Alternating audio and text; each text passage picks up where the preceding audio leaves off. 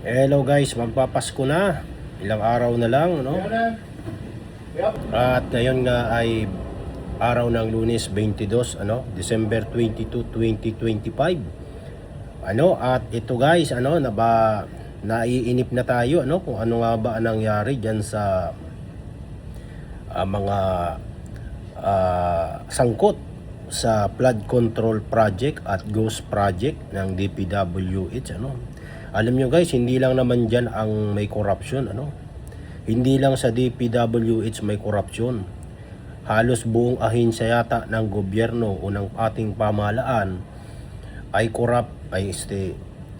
sangkot, hindi nang corrupt. Yung iba lang, yung ibang mga pwede kong tawagin dito walang takot sa Diyos, walang pagkatakot, walang pagkakakilala sa Diyos. Kasi kung may takot ka sa Diyos, hindi ka gagawa ng mga ganyang bagay, ng mga pagnanakaw na yan. Kahit kusing, hindi mo pwedeng nakawin, Lalo't ito ay para sa taong bayan, Masasabi kong mga walang takot sila sa Diyos. Siguro na bulag na sila sa sobrang pagmamahal sa salapi, sobrang pagmamahal sa pamilya, yung talagang gusto nilang maibigay lahat ng luho ng kanilang mga pamilya, ng kanilang mga anak, kanilang asawa, lahat ng luho.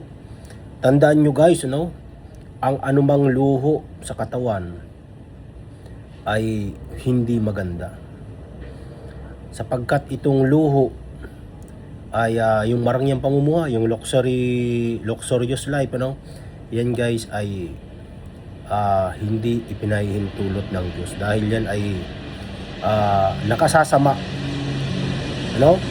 sa buhay, sa pag-iisip.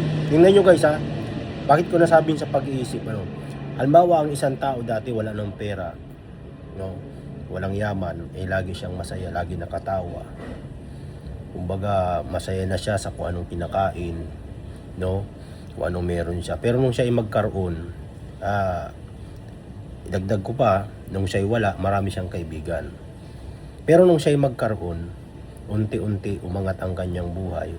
At unti-unti umangat din ang kanyang level ng pag-uugali. Parang minamata na niya yung mga nasa maliliit. Yung mga mahihirap, minamata na niya, minamaliit na niya.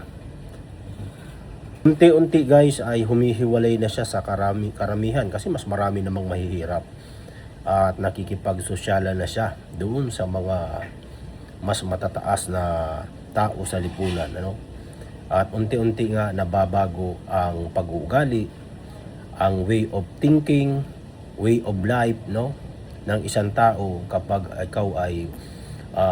ito ay umangat, nagkaroon ng pera o yumaman na, Kaya dahil yan ay masama, sapagkat kung matatandaan ninyo, si Jesus Christ nung siya ay sa Passion of the Christ, nung siya ay bago magpasimulang mangaral, siya ay tinukso ng dyablo, halos sinasabi sa Biblia na 40 days and 40 nights siyang hindi kumain, at dahil dito siya ay tinukso ng dyablo. At sinasabi doon ng dyablo na ibibigay niya ang sanglibutang ito kapalit ng pagsamba niya ni Jesus Christ dun sa demonyo, kasi devil yun na nanukso kay Jesus Christ, So ang ibig sabihin lang nito, ang sanglibutang ito ay nakay Satanas na. So anumang rangya ng buhay dito, anumang sarap ng pamumuhay, ay kay Satanas galing yan, Lalo't hindi namang galing sa mabuti ang iyong trabaho, ang iyong pera, galing sa galing sa korupsyon, ay talagang masama yan, Kaya ngayon Pasko na, magbabagong taon na lang, wala pa rin nangyayari doon sa mga sangkot, nakakainip na.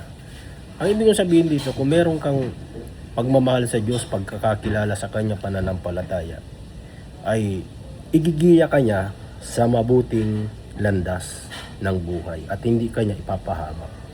So itong mga sangkot, hindi lang yan, pati yung mga government official, mga opisyalis ng gobyerno, mga pulis, mga kawani ng mga local government, no? Meron yan eh.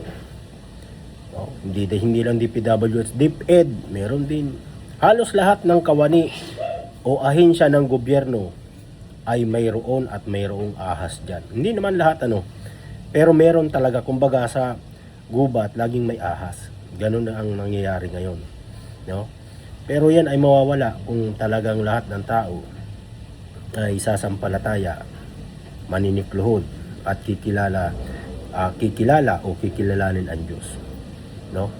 So Happy New Year po sa inyo at magandang araw sa ating lahat. Yun, no?